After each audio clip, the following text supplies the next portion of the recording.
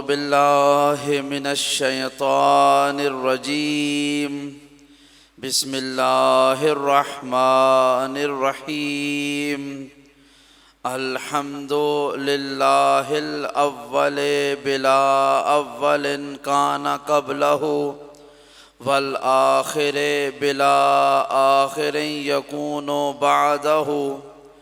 अल्लज़ी फ़तरल ख़लाइक़ बिक़ुदरतिही व नशरर रियाहा बिरहमतिही व वत्तदा बिस्सुखूरि मयदाना अर्दिही। सुम्मा सलातो वस्सलामु अला अशरफिल अंबियाए वल मुरसलीन हबीबे इलाहिल आलमीना अबिल क़ासिम मुहम्मद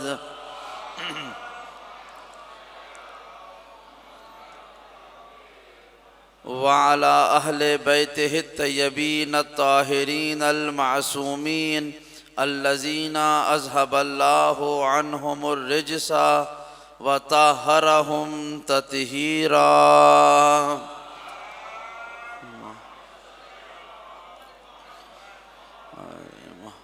वल्लअनतु दाइमतु अला अअदाइहिम अजमईन मिन यौमे अदावतिहिम इला क़यामे यौमिद्दीन। अम्मा बअदु फ़क़द क़ाला हक़ सुब्हानहु व तआला फ़ी मुहकमे कलामिहिल आला। बिस्मिल्लाहिर रहमानिर रहीम। कैफ़ा तकफ़ुरूना बिल्लाहि व कुन्तुम अमवातन फ़अहयाकुम सुम्मा युमीतुकुम सुम्मा युहयीकुम सुम्मा इलैहि तुरजऊन। सलावत पढ़ लें।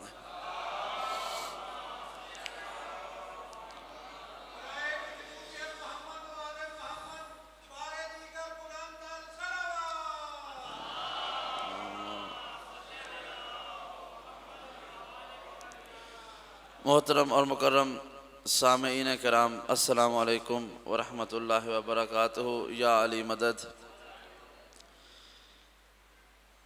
मजलिस अज़ा के आगाज़ में एक दफ़ा सूरह हम्द, 3 दफ़ा सूरह तौहीद की तिलावत करके जुमला मरहुमीन व मरहुमात की इसाले सवाब के लिए ख़ास तौर पर सैयद सफ़ीर हुसैन काज़मी और वालिदा और वालिद और अहलिया सैयद नियाज़ हुसैन काज़मी और अहलिया और तमाम शोहदाए मिल्लत जाफ़रिया को इसाले सवाब कर दें। बिस्मिल्लाहिर्रहमानिर्रहीम।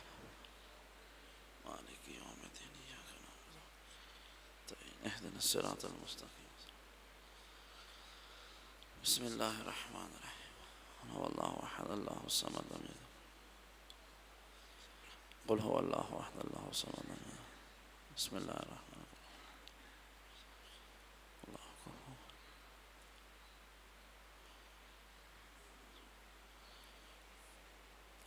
मोहम्मद व आले मोहम्मद सलावत।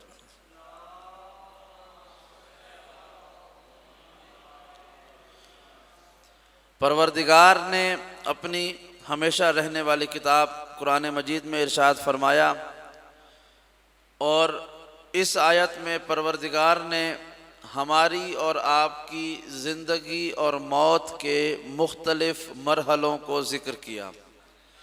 खुदा फरमा रहा है कैफ़ा तकफ़ुरूना बिल्लाहि व कुन्तुम अमवातन फ़अहयाकुम।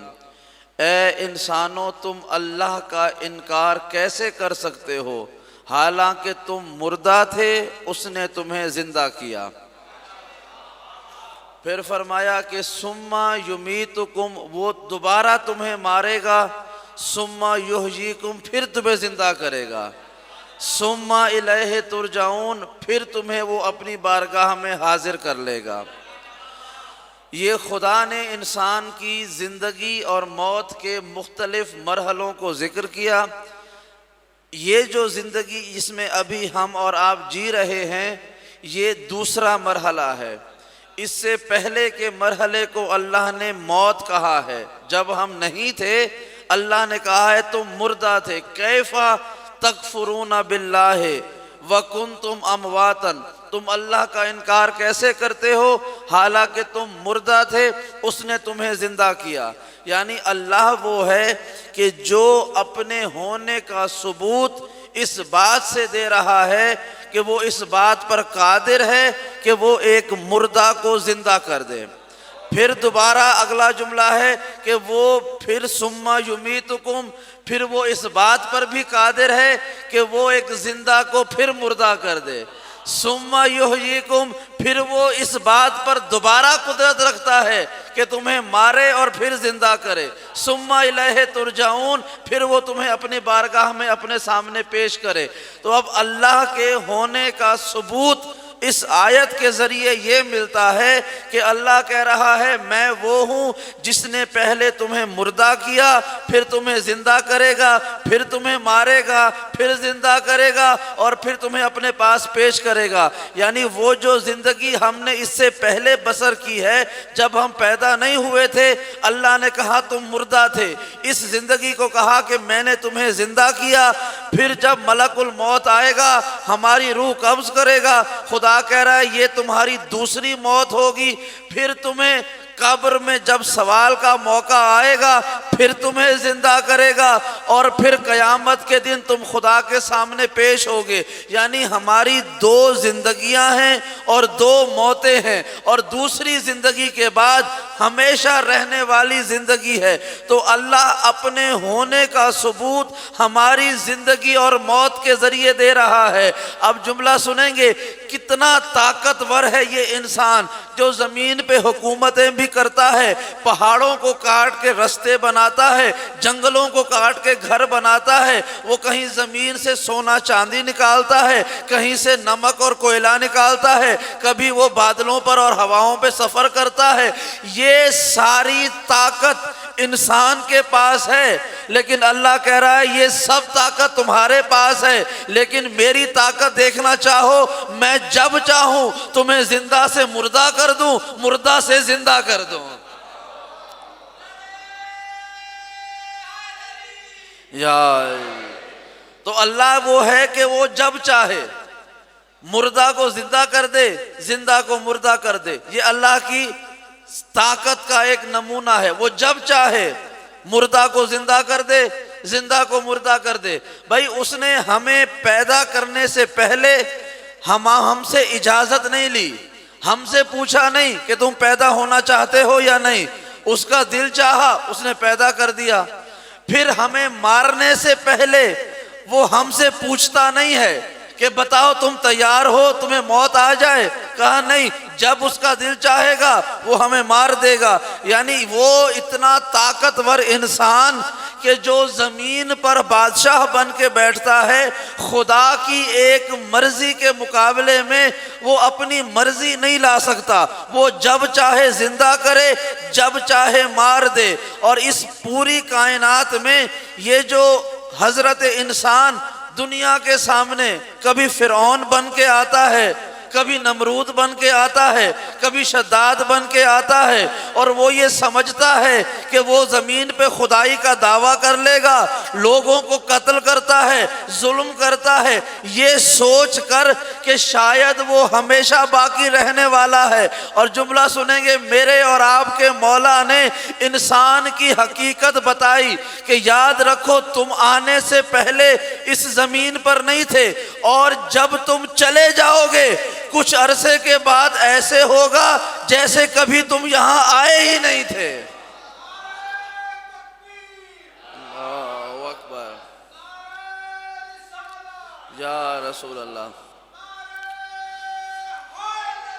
या जज़ाकल्लाह,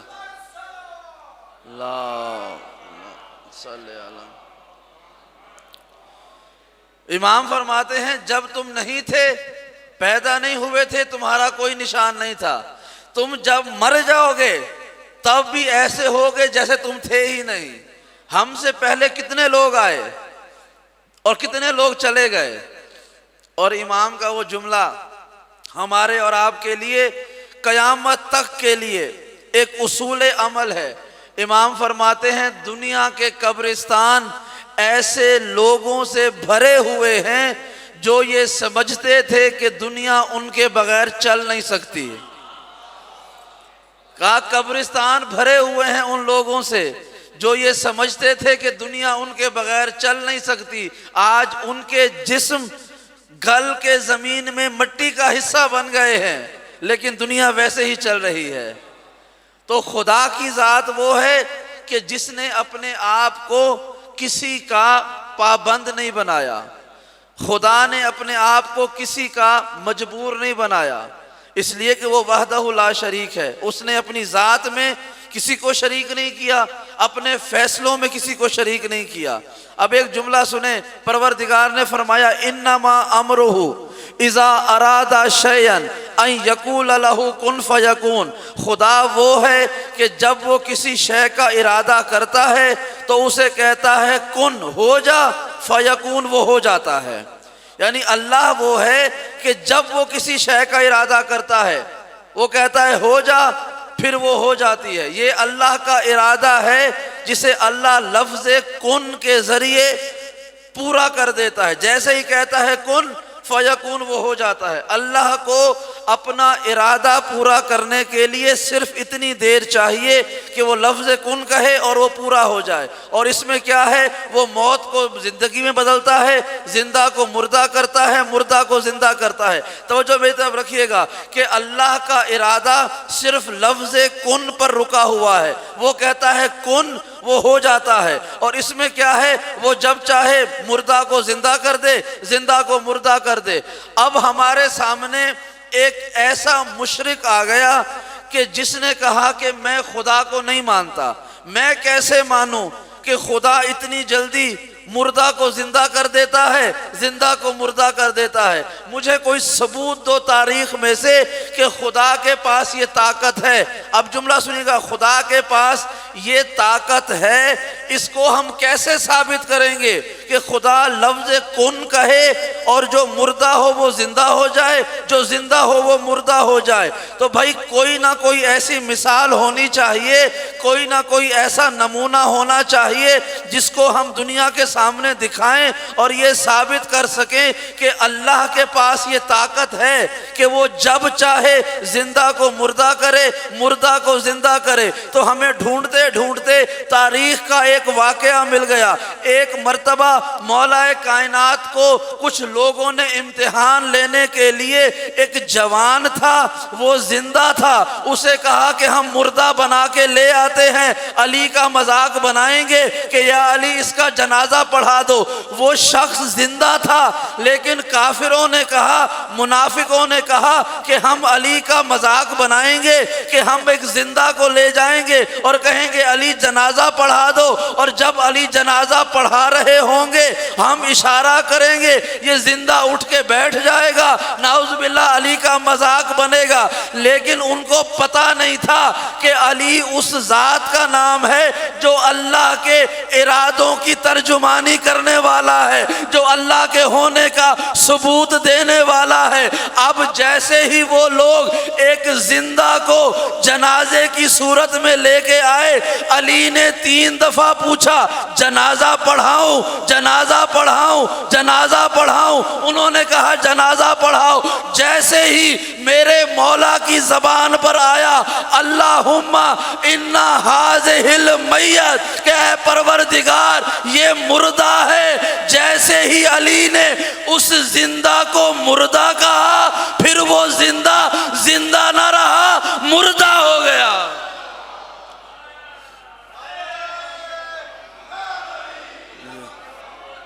जज़ाकल्लाह, जज़ाकल्लाह। तारीख में है कि कुछ शरारती लोगों ने सोचा कि हम मौलाए कायनात का मजाक बनाएं, और अली ने कहा था ना सलूनी सलूनी कि मैं सब जानता हूं। कहा कि अली का मजाक बनाते हैं। क्या करते हैं, एक जिंदा को चारपाई पे लिटाते हैं, उसे कहते हैं या अली ये मर गया है, इसे जिंदा कर, इसका जनाजा पढ़ा दो। और जब अली जनाजा पढ़ाएंगे, पढ़ा रहे होंगे, हम इशारा करेंगे, तुम उठ के बैठ जाना, अली का मजाक बनाएंगे। और कुरान में अल्लाह ने कह दिया है युखादिऊन अल्लाह, कि वो लोग जो अल्लाह से मजाक करना चाहते हैं, अल्लाह उनके साथ मजाक करता है। तवज्जो के साथ कि वो अल्लाह को धोखा देते हैं, अल्लाह उन्हें धोखा देता है। उन्होंने चाहा कि हम अल्लाह के नुमाइंदे, अल्लाह के होने का सबूत अली इब्ने अबी तालिब का मजाक बनाते हैं। तो जो इसने सलूनी का ऐलान किया है, जब अली जनाजा पढ़ा रहे होंगे हम कहेंगे, इशारा करेंगे तुम उठ के बैठ जाना, हम अली पर हंसेंगे। ये तो दुनिया वालों की हसरत रही। उन्होंने जब जब चाहा कि वो अली का मजाक बनाए, उनका अल्लाह ने मजाक बनाया। अब वो मौला कायनात जनाजा पढ़ा रहे हैं और वो शख्स जिंदा था जिसे लेके आए थे। अब उसके लाने वाले नमाज के दौरान इशारा कर रहे थे, उठ जा उठ जा, लेकिन जिसे अली ने कहा हो कि ये मैयत है, अब तारीख में है कि वो इशारा करते रहे, उठ के बैठ उठ के बैठ, लेकिन अली ने कह दिया था कि ये मैयत है और जनाजा खत्म हो गया। वो ना उठा, दौड़ते हुए गए, चेहरा उठाकर देखा वो वाकई मर चुका था। हैरान होकर कहने लगे, या अली, हम तो इसे जिंदा लाए थे, हम तो आपका इम्तिहान लेने के लिए लाए थे, ये कैसे मर गया? मुस्कुराते हुए अली ने कहा, जिसे अली मौत की नींद सुला दे उसे फिर कोई जगा नहीं सकता।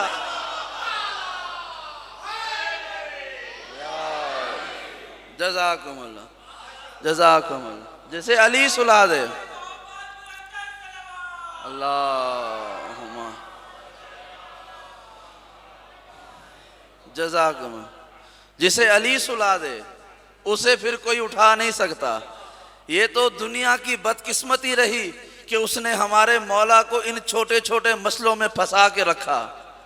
वरना देखिए, परवरदिगार ने कुरान मजीद में इरशाद फरमाया है कि हल यस्तविल लज़ीना यालमूना वल लज़ीना ला यालमून। ऐ मेरे हबीब, इनसे पूछो क्या इल्म रखने वाले और इल्म ना रखने वाले बराबर होते हैं? इसका मतलब है बराबर नहीं होते। अल्लाह का ये सवालिया मिजाज इस बात का मकसद बयान कर रहा है कि जानने वाले यानी इल्म रखने वाले और इल्म न रखने वाले बराबर नहीं होते। कुरान की आयत है, तवज्जो के साथ, कि जो इल्म रखता है और जो इल्म नहीं रखता वो बराबर नहीं होते हैं। कुरान में इसी तरह की और आयतें भी हैं जिसमें खुदा इरशाद फरमा रहा है कि मेरे हबीब, इनसे पूछो कि क्या अंधेरा और नूर बराबर होते हैं? क्या आंखें रखने वाले और अंधे बराबर होते हैं? ये सब कुरान की आयतें हैं कि मेरे हबीब, इनसे पूछो क्या आलिम और जाहिल बराबर हैं? क्या अंधेरा और उजाला बराबर है? क्या आंखें रखने वाले और अंधे बराबर हैं? क्या हक और बातिल बराबर है? फिर हर सवाल के जवाब में कहा, नहीं, आलिम और जाहिल बराबर नहीं है, अंधेरा और उजाला बातिल बराबर नहीं है, हक और बातिल बराबर नहीं है, क्योंकि इन दोनों में फ़र्क है। इल्म रखना एक फजीलत है, इल्म ना रखना एक ऐब है। हक पर होना एक फजीलत है, बातिल पर होना ऐब है। तो इसका मतलब है जिसके पास इल्म है वो ज़्यादा अफजल है उससे कि जो इल्म नहीं रखता। अब दुनिया में हमें दो तरह के लोग नज़र आए। अल्लाह के रसूल के बाद अल्लाह के रसूल के मिंबर पर दो तरह के वजूद नजर आए। एक वो था कि जिसने मिंबर पर आकर कहा था, दुनिया वालों मुझे कुरान भूल जाता है, अगर मैं कभी कुरान भूल जाऊं तो मुझे पढ़ के याद करवा देना। और दूसरा वो था जिसने मिंबर रसूल पर आकर कहा था, सलूनी सलूनी, जो पूछना चाहते हो मुझसे पूछो, फ़इन्नी बेतुरुक़ि समावात आलमो मिनकुम बेतुरुक़िल अर्ज़। ऐ दुनिया वालों पूछो मुझ अली से, इतने तुम जमीन के रास्ते नहीं जानते जितने मैं आसमान के रास्ते जानता। या जज़ाकुमुल्लाह जज़ाकुमुल्लाह, सलामत रहें, सल्ले अला। फरमाया इतने तुम जमीन के रास्ते नहीं जानते जितने मैं आसमान के रास्ते जानता हूं, मुझसे पूछो। और दुनिया की बदकिस्मती देखें, वो पूछते रहे, या अली मेरे सर पे बाल कितने हैं, या अली मेरी ऊँटनी के पेट में बच्चा है वो नर है या मादा है, मेरे घर में खाना क्या बना है, आज रात को मैं खाऊंगा क्या, सुबह मैं खा के क्या आया हूँ, वो यही सवाल करते रहे। और आखिर में मेरे मौला ने कूफे में बैठकर ये जुमला कहा था, दुनिया वालों याद रखो, मुझ अली को ये गम है कि जितना मैं जानता था उतना मुझसे किसी ने पूछा नहीं, और जितना मैं सखी था उतना मुझसे किसी ने मांगा नहीं। जज़ाकुमुल्लाह। तारीख में लफ्ज़ मिलता है मौला कायनात के लिए करीमुल मदीना, कि ये मदीने का करीम आदमी था। करीमुल अरब, करीमुल कुरैश, ये लफ्ज़ हैं मौला कायनात के लिए कि अरब में सबसे सखी और करीम अली है, कुरैश का सबसे करीम इंसान अली है, दुनिया में मदीने में सबसे करीम इंसान अली है। सखी सिफत है, आइमा का कहा गया है सखी उल अस्किया, लेकिन हमारे मासूमीन सखी नहीं करीम होते हैं। जुमला सुनेंगे, सखी और करीम में फ़र्क क्या है? सखी वो होता है जो मांगने के बाद देता है। भाई तवज्जो चाहता हूं, सखी वो होता है कि जिससे मांगो तब वो देता है। करीम वो होता है जो बगैर मांगे अता करता है। जज़ाकुमुल्लाह। और सखी वो होता है जो पहले अपनी ज़रूरत पूरी करता है फिर मांगने वाले को देता है।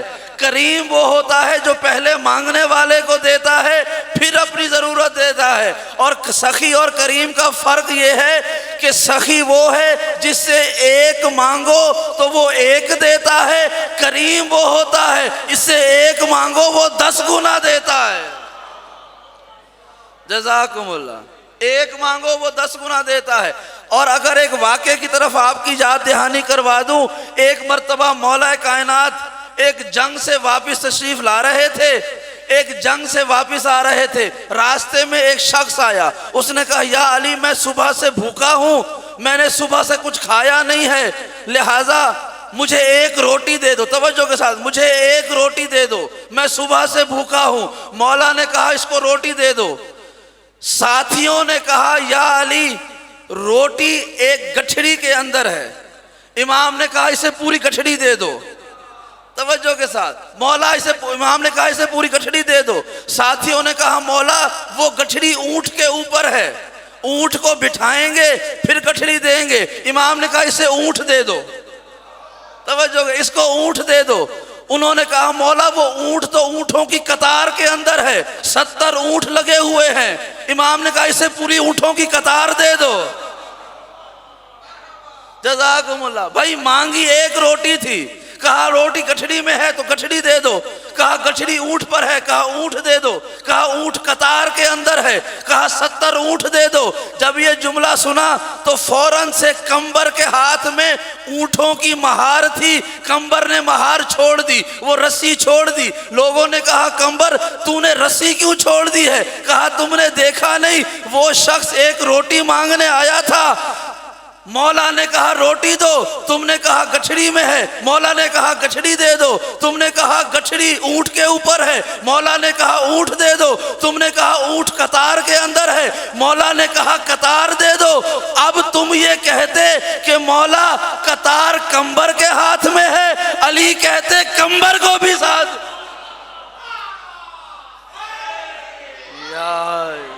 जज़ाकुमुल्लाह। ये है करीमी कि एक मांगने आओ इस दरवाजे से 70 गुना लेके जाओ। कि एक रोटी मांगने आया था, कहा ऊंटों की कतार दे दो। और इसी तरह जुमला सुनेंगे, हातिम ताई अरब का एक मशहूर सखी आदमी, वो इतना सखी था कि आज तक अगर आप बच्चों से पूछें कि दुनिया में सबसे बड़ा सखी कौन है, वो कहेंगे हातिम ताई। आज भी अगर कोई मांगने वाला फकीर आ जाए ना तो हमारा दोस्त कोई 10-20 इजाफी दे दे तो हम कहते हैं वड्डा आया हातिम ताई। ये एक फितरत है कि हातिम ताई को हमने सखावत का इस्तारा बना दिया है। जो सखी हो हम कहते हैं हातिम ताई। हातिम ताई का एक बेटा था, उसका नाम था अदी। अदी एक दफ़ा मदीने में आया। इसको उदय भी कहते हैं।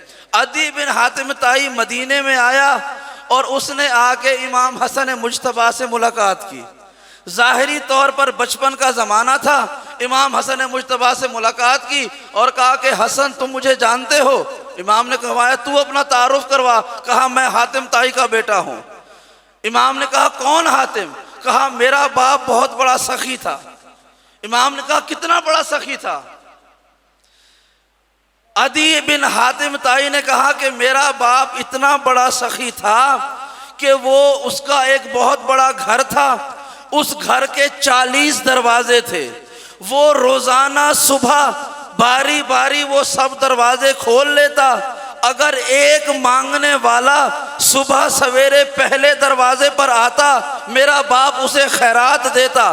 फिर वही मांगने वाला दूसरे दरवाजे पर आता, मेरा बाप उसे पहचान लेता था, फिर भी उसे दे देता था। फिर वही मांगने वाला तीसरे दरवाजे पर आता, मेरा बाप उसे फिर भी देता। ऐसा करते करते शाम तक वो एक मांगने वाला 40 दरवाजों से घूम कर आता।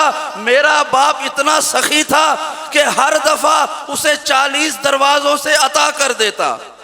कहा इतना सखी था। इमाम हसन ने मुस्कुराया, मुस्कुराते हुए कहते हैं हाँ तेरा बाप बहुत बड़ा सखी था, लेकिन मेरे बाप का नाम है अली। अदी बिन हातिम ने कहा अपने बाबा का तारुफ करवाएं। इमाम ने मुस्कुराते हुए कहा मेरे बाप का तेरे बाप की तरह कोई बहुत बड़ा घर नहीं था, एक छोटा सा घर था, उसके 40 दरवाजे नहीं थे, उसका एक ही दरवाजा था। लेकिन मेरे बाबा का कमाल ये है कि वो एक दफा अपने दरवाजे पर आने वाले को इतना दे देता था, उसे 40 दफा मांगना नहीं पड़ता था। जज़ाकल्लाह कि वो एक दफा इतना नवाज देता, फिर हमें किसी को 40 दफा मांगना नहीं पड़ता था। और आखिरी जुमला सुनिएगा इसी पैराए में, फिर अपने मौजू पे दोबारा पढ़ते हैं। एक मर्तबा जनाब कंबर के बारे में है, क्योंकि ये अफ्रीका से आए थे और जब आए तो किसी के गुलाम थे। एक मर्तबा जनाब कंबर ने आके मौला कायनात से कहा मौला मेरा लिबास देखें फटा हुआ है, लेकिन मैं आपके साथ बड़ा खुश हूँ, लेकिन मैंने किसी का कर्ज देना है, मेरे पास कुछ पैसा है, मैं वो कर्जे में अदा कर दूंगा, लेकिन फिर मेरे पास अपने घर वालों का पेट पालने के लिए कुछ बचेगा नहीं, मैं खाली हाथ हो जाऊंगा। मैं अभी कर्ज खा को पैसा दे के आ रहा हूँ, अब मैं खाली हाथ हो जाऊंगा। मेरे पास तवज्जो, मेरे पास मेरे बच्चों के लिए खाना खिलाने के लिए कुछ नहीं है, मौला मेरी मदद कीजिए। इमाम मुस्कुराए और क्या ही खूबसूरत ज़माना होगा कि जब मांगने वाला कंबर जैसा होगा और देने वाला अली जैसा होगा। तवज्जो के साथ तो कहने लगा मौला मेरे पास अब खाना खिलाने के लिए कुछ नहीं बचा, आप मेरी मदद कर दीजिए। इमाम ने फरमाया कंबर ये सामने एक पत्थर पड़ा हुआ है, इसे या अली कह के उठा लो। तवज्जो के साथ इसे या अली कह के उठा लो। तारीख में है कंबर ने जैसे ही उस पत्थर को या अली कह के उठाया, वो पत्थर पत्थर ना रहा, सोने में तब्दील हो गया। अब जुमला सुनिएगा, सोने में तब्दील हुआ, एक बड़ा पत्थर सोने में तब्दील हुआ। कंबर ने ये देखा, फिर क्या किया, एक और पत्थर उठाया और जोर जोर से इस सोने वाले पत्थर पे मारना शुरू किया। एक छोटा सा टुकड़ा लिया और बाकी सोना फेंक दिया। वो बड़ा पत्थर फेंक दिया, छोटा सा सोना रख लिया। इमाम ने कहा कंबर ये तूने क्या किया, ये तूने क्या किया कि बड़ा सोना फेंक दिया, एक छोटा सा टुकड़ा संभाल लिया। कंबर ने कहा मौला इससे मेरी आज की जरूरत पूरी हो जाएगी, मौला इससे मेरी आज की जरूरत पूरी हो जाएगी। मौला ने कहा कंबर इसे संभाल ले, ये कल तेरे काम आ जाएगा। कंबर ने कहा मौला कल की फिक्र वो करे जिसके पास आप जैसा मौला ना हो। जज़ाकुमुल्लाह या अल्लाह सल्ले अला। कहा मौला कल की फिक्र वो करे जिसके पास आप जैसा मौला ना हो, हमारे पास आप जैसा मौला है, फिर हमें किस शय की फिक्र है। और ये परवरदिगार का शुक्र अदा किया करें कि अल्लाह ने हमें अली जैसा मौला दिया है। अली जैसा मौला ये बड़े खुश नसीब लोगों के हिस्से में आता है। आपके घरों में कुरान है ना, आप अपने घर में जो कुरान है कभी उसे सीढ़ियों पे नहीं रखते, कभी उसे दरवाजे की चौखट पे नहीं रखते, कभी आप उसे बच्चों के खेलने की जगह पे नहीं रखते। कुरान कहाँ पर होता है? कुरान आपके अंदर लिपटा हुआ पाको पाकीज़ा जगह पर संभाला हुआ रहता है। कोई आपसे पूछे ना कि भाई है तो किताब, ये आपने क्या किया कि कपड़े में लपेट के पाको पाकीज़ा जगह पर बुलंद रखा हुआ है, ऊपर क्यों रखा हुआ है, इसे ज़मीन पे क्यों नहीं फेंक देते, इसे सीढ़ियों में क्यों नहीं रखते, दरवाजे के बाहर क्यों नहीं फेंक देते? तो क्या जवाब देंगे? आप यही कहेंगे कि कुरान का हक ये है कि इसे बेहतरीन जगह पर रखा जाए। तवज्जो के साथ, कुरान का हक ये है कि इसे बेहतरीन जगह पर रखा जाए। ये नजिस जगह पर नहीं आ सकता, ये ख़राब जगह पर नहीं आ सकता, वरना कुरान की तौहीन हो जाएगी। भाई जब आप और मैं इस छपे हुए कुरान को रखने से पहले ये देखते हैं कि ये जगह कुरान के लायक है या नहीं है, तो फिर यकीनन अल्लाह ने भी देखा होगा कि जो सामित कुरान है उसको रखने की जगह है, तो नातिके कुरान की मोहब्बत भी अल्लाह ने हर दिल में नहीं डाली है। अली की मोहब्बत डालने से पहले परवरदिगार ने दिलों को पाक किया, फिर जो पाक दिल आए उनमें अल्लाह ने अली की विलायत को उतारा।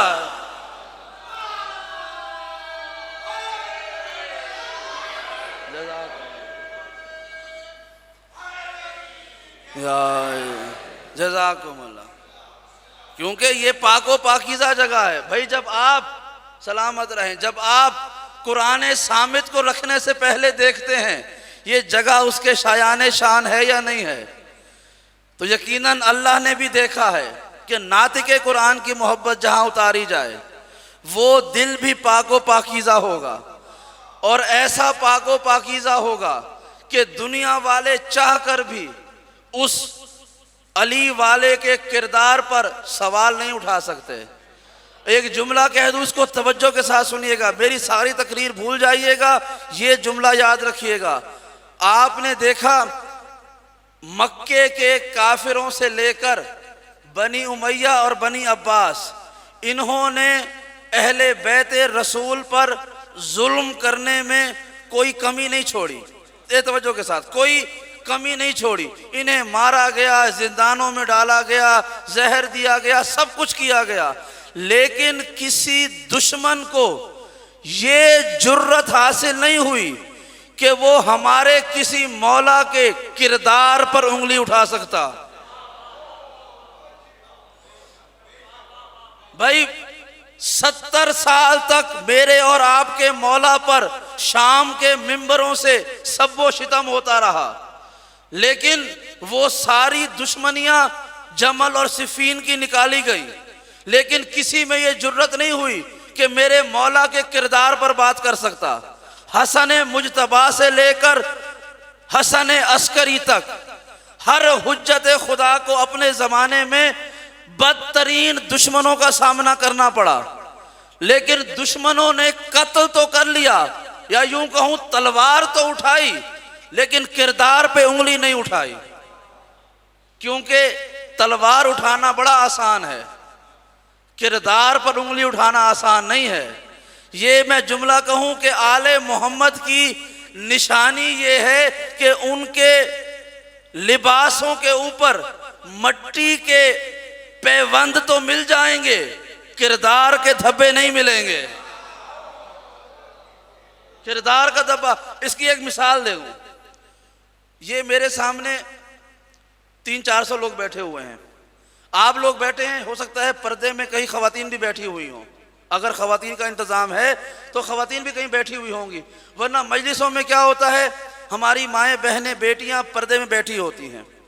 ऐसा होता है कि मर्द आता है, घर से निकलता है, औरत को छोड़ता है पर्दे में इमाम बारगाह में, खुद आके मर्दों में बैठ जाता है।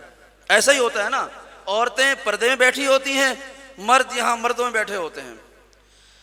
कभी ऐसा हुआ है कि आपने यहाँ मजलिस में बैठे हुए अपने घर की किसी औरत को, बीवी हो, माँ हो, बहन हो, बेटी हो, उसको फोन करके या मैसेज भेजकर पूछा हो कि तुम जो इमाम बारगाह में मजलिस में बैठी हो, तुम्हें कोई तंग तो नहीं कर रहा?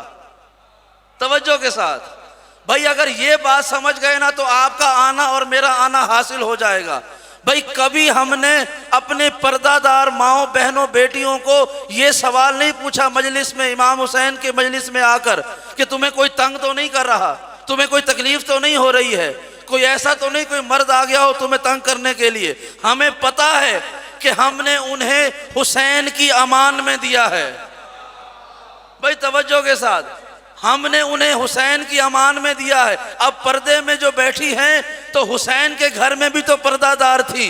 अब हमारी पर्दादार जाने और हुसैन की पर्दादार जाने, हमारे दिलों को इत्मीनान होता है ना कि हमारी पर्दादार जहां पर भी है कोई उन्हें तंग नहीं करेगा, कोई उन्हें तकलीफ नहीं देगा। ऐसा क्यों होता है? हालांकि अजनबी मर्दों में होते हैं, हम सब अजनबी होते हैं, हमारी औरतें भी अजनबियों के साथ बैठी होती हैं, लेकिन हमें उनकी इज्जत के हवाले से परेशानी नहीं होती, उनको कोई और तकलीफ हो हमें परेशानी नहीं होती। क्यों?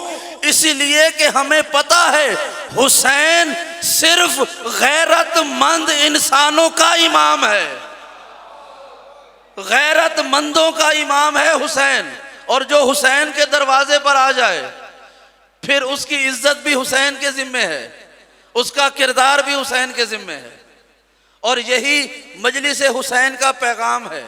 दुश्मन आपसे पूछे ना कि मजलिस में क्यों जाते हो, कहो कि हम हुसैन के बारगाह में हाजिरी लगवाने जाते हैं कि हुसैन तू जो गैरतमंदों का इमाम है तो तू हमारा भी इमाम है, इसलिए कि तेरे जद की विलायत हमारे सीनों में है, और जिसके दिल में अली की विलायत हो सारी दुनिया में गैरत खत्म हो सकती है, अली वाले के यहाँ गैरत खत्म नहीं हो सकती है।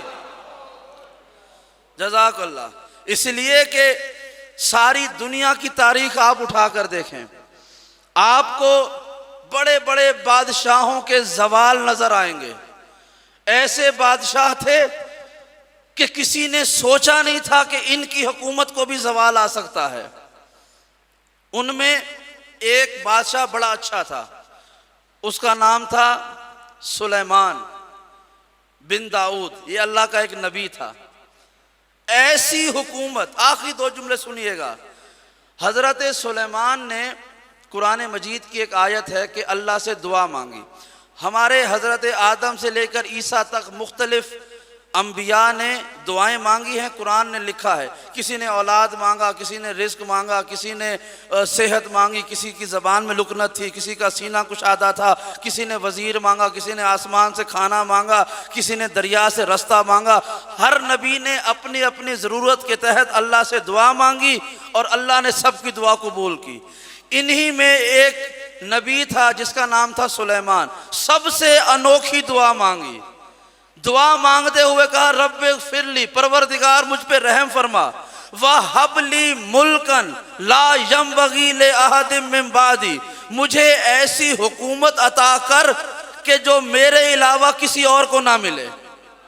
कितनी अजीब दुआ है कि ऐसी हुकूमत अता कर जो मेरे अलावा किसी को ना मिले। अल्लाह ने हुकूमत अता कर दी। और हुकूमत क्या थी कि सारे दुनिया के इंसान भी आपके गुलाम, चरिंद और परिंद भी आपके गुलाम, जिन्नात और हवाएं भी आपके गुलाम। आप हुक्म करते इंसान हाजिर हो जाते, जिन्नात को हुक्म करते जिन्नात हाजिर हो जाते, हैवान, चरिंद, परिंद सब हाजिर हो जाते। यहाँ तक कि एक तख्त था, तख्त को आप बैठते, हवा को हुक्म देते, हवा आपके तख्त को उड़ाती फिरती। इतनी बड़ी हुकूमत थी। अब जुमला सुने, इतना बड़ा हाकिम और हुकूमत कैसे खत्म हुई? हजरत सुलेमान की 100 बीवियां थी। 100 बीवियां। ये तो हमारी शरीयत में 4 है ना, और हम दूसरी भी नहीं कर सकते। माशरे में फसाद फैल जाए, पहली लड़के चली जाएगी हमसे कि दूसरी क्यों की है, लेकिन इजाज़त 4 की है। सुलेमान के ज़माने में कोई हद नहीं थी, तो हज़रत सुलेमान ने 100 शादियाँ की। अल्लाह ने उनको ये जिस्मानी और ज़हनी ताकत दी थी कि वो इतनी बड़ी हुकूमत चला रहे थे, साथ में 100 बीवियाँ थी। हज़रत सुलेमान ने एक दफ़ा अपनी रियाया को जमा किया, अपने अवाम को जमा किया और उनसे कहा कि देखो मेरी 100 बीवियाँ हैं, मैं बारी बारी हर बीवी के घर पे जाऊंगा और इनसे 100 बेटे पैदा होंगे और क़यामत तक मेरी नस्ल में बादशाहत चलेगी। ये जुमला कहा सुलेमान ने और चले गए। अल्लाह ने क्या किया? अल्लाह ने उनको एक बेटा भी नहीं दिया। एक बीवी से एक बच्चा पैदा हुआ और वो भी माजूर था, ना हाथ थे ना पाँव थे ना आंखें थी, ना बोल सकते थे ना सुन सकते थे, और 3 दिन के बाद वो बच्चा मर गया। हजरत सुलेमान रोते थे, परवरदिगार तूने मुझे इतनी बड़ी हुकूमत दी, तूने मुझे 100 बीवियां दी, मेरे दिल में ये ख्वाहिश पैदा कर दी कि मैं 100 बेटों का बाप बनूं और मेरी हुकूमत क़यामत तक चले। लेकिन ये क्या हुआ? तूने 99 बीवियों को बांझ कर दिया, एक को बेटा दिया वो भी माजूर और 3 दिन के बाद मर गया, ऐसा क्यों किया? खुदा का जवाब सुनेंगे क्या आया?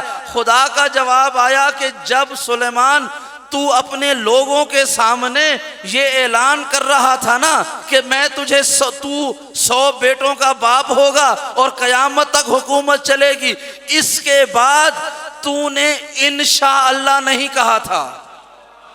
भाई तवज्जो के साथ, तूने इंशाअल्लाह नहीं कहा था। अगर तू इंशाअल्लाह कह देता तो अल्लाह की मर्जी तेरी हुकूमत में शामिल हो जाती, तू क़यामत तक हुकूमत करता। लेकिन तूने इंशाअल्लाह नहीं कहा। तेरा इख्तियार, मैं दुनिया को दिखाना चाहता हूं कि अगर तेरी हुकूमत में से अल्लाह हट जाए तो तेरे पास ये अपाहज बच्चा भी नहीं बचेगा। तवज्जो के साथ, तेरे पास ये अपाहज बच्चा भी नहीं बचेगा। तो पहली बात हुकूमत है अल्लाह की।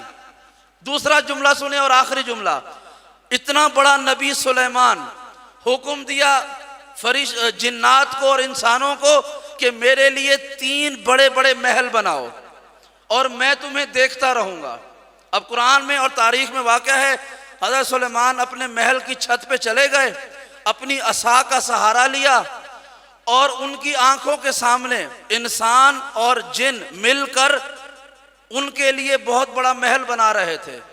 सलमान खड़े हुए देख रहे हैं। 1 दिन गुजर गया, 2 दिन गुजर गए, 1 महीना गुजर गया, सुलेमान खड़े हुए अपनी जगह पर और सामने उनके लोग काम कर रहे हैं। एक शख्स ने कहा कि इतना अरसा हो गया है सलमान अपनी जगह से नहीं हिले, ऐसा तो नहीं कि ये मर गए हों, ऐसा तो नहीं मर गए हों। और तारीख में क्या है कि वाकई सुलेमान मर चुके थे। वो खड़े हुए कि आज मेरे लिए बड़ा महल बनेगा, अल्लाह ने रूह कब्ज कर ली। और रूह भी कैसे कब्ज की? फरिश्ता आ गया कि सलमान मैं आपकी रूह कब्ज करने आया हूँ। सलमान ने कहा मुझे इतनी मोहलत दे दो कि मैं ये अपने तख्त ये बने हुए महल देख लूँ। कहा अल्लाह की तरफ से इजाज़त नहीं है। सलमान ने कहा अच्छा इतनी इजाज़त दे दो कि मैं यहाँ धूप में खड़ा हूँ, जाके साए में बैठ जाऊँ। मलकुल मौत ने कहा नहीं, अल्लाह की तरफ से इजाज़त नहीं है। सलमान ने कहा अच्छा इतनी इजाज़त दे दो कि मैं खड़ा हुआ हूँ, मैं ज़मीन पर बैठ जाऊँ। कहा इजाज़त नहीं है। तो जिस हाल में सलमान खड़े हुए थे इसी हाल में रूह कब्ज हो गई और 1 साल तक हजरत सुलेमान का जिस्म उसी असा के सहारे खड़ा रहा। कुरान में है कि फिर हमने उसकी असा पर एक कीड़े को मुसल्लत किया, दीमक ने आपकी असा को खाया और आप लड़खड़ा कर गिरे। रसूल खुदा से पूछा गया ये क्या बात है? तो रसूल ने फरमाया अल्लाह अपना इख्तियार बता रहा है कि कल सलमान ने क़यामत तक के लिए हुकूमत मांगी थी, अल्लाह ने कहा तूने इंशाअल्लाह नहीं कहा इसलिए हुकूमत ख़त्म है। और सलमान ने लंबी ज़िंदगी मांगी, इसने इंशाअल्लाह नहीं कहा, अल्लाह ने ज़िंदगी ख़त्म कर दी। तो ये तय हो गया चाहे हुकूमत हो चाहे ज़िंदगी हो, अगर इंसान खुद चाहे तो कुछ हाल नहीं आएगा, अगर अल्लाह को शरीके हाल करे तो हुकूमत भी मिल जाएगी, रिस्क भी मिल जाएगा। जज़ाकुमुल्लाह। अल्लाह या रसूल। या अली। आखिरी जुमला सुन लीजिए,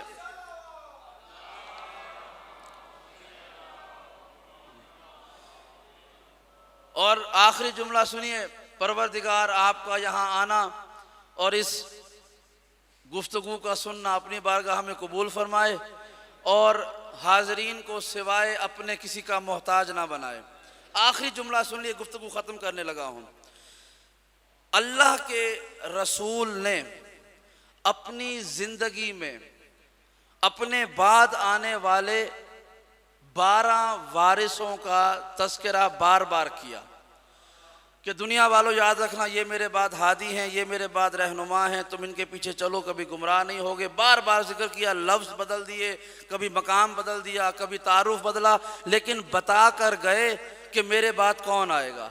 और उस सब की बड़ी मिसाल जिससे आगाज़ कार होता है, जिससे इस पूरे गुफ्तगू का आगाज़ कार होता है, आपने वो आयत सुनी है, परवरदिगार फरमाता है इन्ना दीना इंदल्लाहिल इस्लाम, कि मेरे लिए सबसे पसंदीदा दीन इस्लाम है। आखिरी जुमला सुनिएगा कि सबसे पसंदीदा दीन इस्लाम है, सबसे पसंदीदा। अल्लाह कह रहा है कि अल्लाह की बारगाह में इन्ना दीना, जो अगर दीन है मुकम्मल, कामिल और अकमल, इंदल्लाह, अल्लाह के यहाँ, अल इस्लाम, वो इस्लाम है। यानी अल्लाह के यहाँ सबसे मुकम्मल दीन है इस्लाम। लेकिन जो इससे पहले दीन आए थे, हज़रत इब्राहीम का दीन, हज़रत दाऊद का दीन, हज़रत मूसा और ईसा के दीन, भाई वो भी तो अल्लाह ने भेजे थे। तवज्जो, आखिरी जुमला है, वो भी तो अल्लाह ने भेजे थे। नबी को, ईसा को नबूवत अल्लाह ने दी, मूसा को नबूवत अल्लाह ने दी, इब्राहीम और दाऊद को नबूवत अल्लाह ने दी। जो इन पर किताबें नाजिल हुई वो भी अल्लाह ने की, जो इन पर शरीयत आई वो भी अल्लाह की थी, जो हलाल और हराम थे सब अल्लाह की तरफ से थे। अब जुमला सुनिएगा कि सारे अदियान जितने भी दीन हैं, आप इन सबको सामने रखें तो आपको क्या नजर आएगा? हर दीन में नबी भी है, शरीयत भी है, किताब भी है, हलाल और हराम भी है। भाई ये सब कुछ तो हर दीन में मौजूद है। फिर क्या वजह है कि अल्लाह ने किसी और दीन को अपना पसंदीदा दीन नहीं कहा, सिर्फ इस्लाम के बारे में कहा कि मेरा पसंदीदा दीन है, यहूदियत को नहीं कहा, ईसाईयत को नहीं कहा? क्या वजह है कि परवरदिगार ने सिर्फ इस्लाम को कहा है कि ये मेरा पसंदीदा दीन है? जब हमने सारे अदियान को देखा तो सब कुछ एक जैसा था सिवाय एक बात के। वो क्या था? इस्लाम के अलावा अल्लाह ने किसी और दीन के बारे में ये नहीं कहा कि मैंने इस दीन को मुकम्मल कर दिया। भाई तवज्जो के साथ, किसी और दीन के बारे में नहीं कहा कि मैंने इसे मुकम्मल किया। वाहिद इस्लाम वो दीन है कि अल्लाह के रसूल जब हज करके वापस आ रहे थे, गदीर खुम के मौका पर अल्लाह के रसूल पर ये आयत नाजिल हुई, अल यौमा अकमलतु लकुम दीनकुम व अतममतु अलैकुम नेमती। आज मैंने तुम्हारे लिए तुम्हारा दीन मुकम्मल किया और अपनी नेमत को तमाम किया। उलमाए किराम बैठे हुए हैं, इनसे पूछिएगा कि गदीर पर क्या हुआ था। भाई गदीर पर ऐसी कौन सी नई आयत नाजिल हुई थी कि जिसकी वजह से कहा कि दीन मुकम्मल हो गया? भाई नमाजें पहले आ गई, रोजे पहले आ गए, हज और ज़कात का हुक्म पहले आ गया। बस वाहिद इबादत कि जो गदीर पे हुई उसका हुक्म था, अल्लाह ने हमारे मौला का हाथ बुलंद करके कहा, मन कुन तो मौला हो फहाजा अलीयुन मौला। या अली। तो जिस वजह से अल्लाह ने इस्लाम को पसंदीदा दीन कहा वो यही है कि दीन मुकम्मल है, और दीन मुकम्मल हुआ मौला की विलायत के साथ। और अल्लाह का शुक्र है जिस जिसके पास अली की विलायत है वो समझे कि उसका दीन पूरा है, और जिस जिसने विलायत में चोरी की है, जिस जिसने अली से गद्दारी की है, उसके पास सब कुछ होगा, पूरा इस्लाम नहीं होगा। और जिसके पास पूरा इस्लाम ना हो, ना वो अल्लाह का रहता है ना रसूल का रहता है। अल्लाह या रसूल अल्लाह। या जज़ाकुमुल्लाह। तो जिसके पास विलायत है, अली है, समझे उसके पास पूरा दीन है, वही दीन जो अल्लाह को पसंद है। और जिसके पास विलायत नहीं है, समझे उसका दीन अल्लाह को पसंद नहीं है। और विलायत के बाद जो इबादत है वो अल्लाह को पसंद है। जो इबादत है, दिल में अली ना हो और ज़बान पे या अल्लाह हो, अल्लाह को नहीं चाहिए। दिल में अली ना हो, ज़बान पे या रसूल अल्लाह हो, अल्लाह को नहीं चाहिए। याद रखिएगा। और ये भी याद रखिएगा कि दिल में अली हो और ज़बान पे अल्लाह अकबर ना हो, तो अली को ऐसा बंदा भी नहीं चाहिए। अली को चाहिए वो बंदा जो अली के लिए काबिल फ़ख्र हो। इसलिए कि ये जो विलायत जिस पर हम खुश होते हैं ना, ये हमारे पास तो बड़ी आसानी से पहुंची है। हमारे अभी पंखा बंद था, परेशानी हो रही थी कि मजलिस कैसे पढ़ेंगे। हमें तो इतनी नज़ाकत है कि पढ़नी विलायत है, सुन्नी विलायत है, लेकिन चाहते हैं कि ठंडा मौसम होना चाहिए। एक दफ़ा पूछें ना अली की बेटों से, पूछें अली की औलाद से, अपने घरों को छोड़कर जाना, फिर वीरान सहरा में एक के बाद एक की कुर्बानी दे देना। बल्कि एक और जुमला कहूं, मैं जुमला कहा करता हूं, हजरत आदम से लेकर ईसा तक 1.25 लाख अंबिया को अगर अल्लाह बेटे देता तो 1.25 लाख अंबिया के बेटे भी उन बाजारों में ना जाते जहां मुस्तफ़ा की बेटियों को जाना पड़ा। जो बेटियों वाले बैठे हैं ना, समझिएगा इस जुमले की गहराई क्या है कि जिन बाजारों में बेटे ना जाते, शरीफ मर्द अपने बेटों को उन बाजारों में नहीं भेजते थे, वहां पे मुस्तफ़ा की बेटियों को जाना पड़ा। आपने वो जुमला सुना है ना कि जब बीमारे करबला वापस मदीने आए हैं और मदीने आके मिनहाल उनसे पूछा करते थे, मौला आप कब तक रोएंगे, शहादत तो आपकी मीरास है, आप कब तक रोते रहेंगे। तो बीमारे करबला ने रोते हुए कहा, मिनहाल तूने इंसाफ नहीं किया, शहीद होना तो हमारी मीरास है, ये बता माओं और बहनों को लेकर बाजारों और दरबारों में जाना क्या ये भी अली के बेटों की मीरास?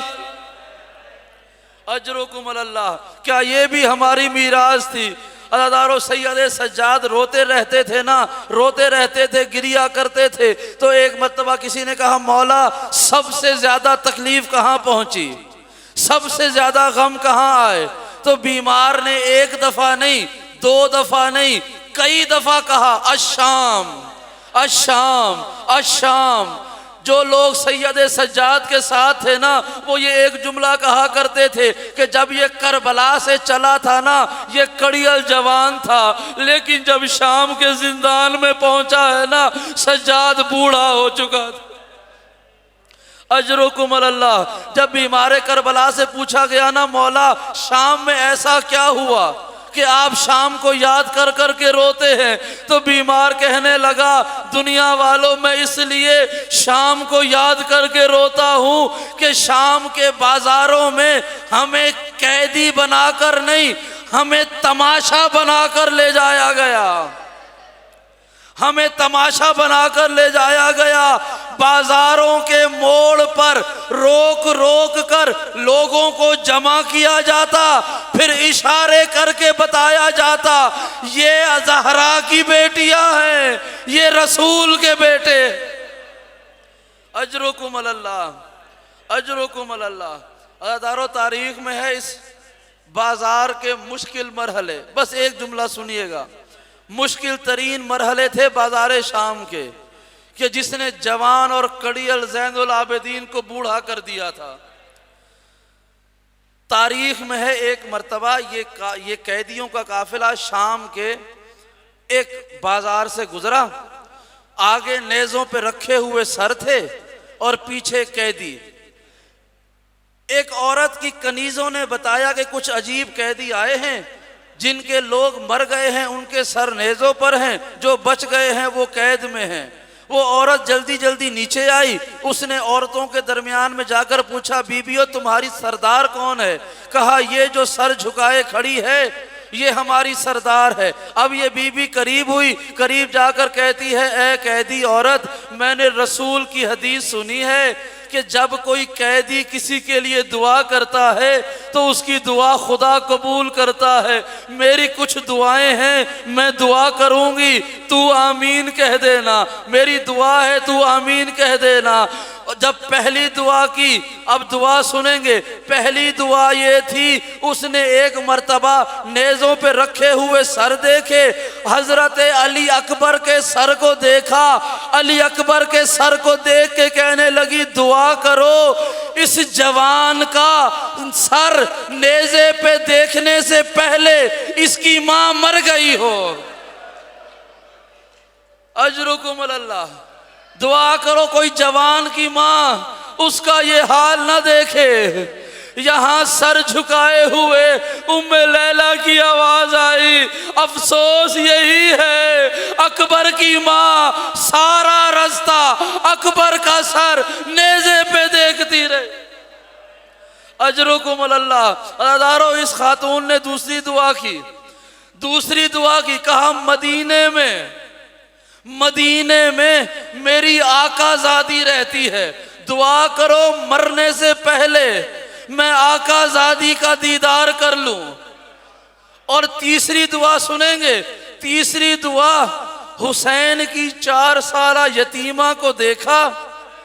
यतीमा का चेहरा देख के कहने लगी, बीबी दुआ करो कोई बच्ची ऐसे यतीम ना हो जैसे ये बच्ची यतीम हुई है। बीबी ने कहा, तुझे कैसे पता कि ये बच्ची यतीम है? इस औरत ने कहा, अगर इसका बाप जिंदा होता तो किसकी जुर्रत थी इसके मुंह पे तमाचे मारता। अजरुकुम अल्लाह। का इसके चेहरे पर नील के निशान बताते हैं इसका बाप न रहा। अजरुकुम अल्लाह। अदादारो, उस बीबी ने तीसरी दुआ की कि मदीने में मेरी आकाज़ादी रहती है, दुआ करो मरने से पहले मैं उसका दीदार करूं। जब ये जुमला कहा ना, शहजादी ने सर झुकाकर कहा कि अगर तेरी आकाज़ादी तुझे यहाँ बाजार में नजर आए तू उसे पहचानेगी, तू पहचानेगी तेरी आकाज़ादी आ गई है। उसने कहा, ऐसा नहीं हो सकता, तुझे पता नहीं है मेरी आकाज़ादी बड़े घर की है, वो बाजारों में नहीं आती, वो इन बाजारों वाली नहीं है। जब ये जुमला कहा, शहजादी ने कहा, कहीं तेरी आकाज़ादी का नाम ज़ैनब तो नहीं है? अजरुकुम अल्लाह। और कहीं तेरी आकाज़ादी का नाम ज़ैनब तो नहीं है?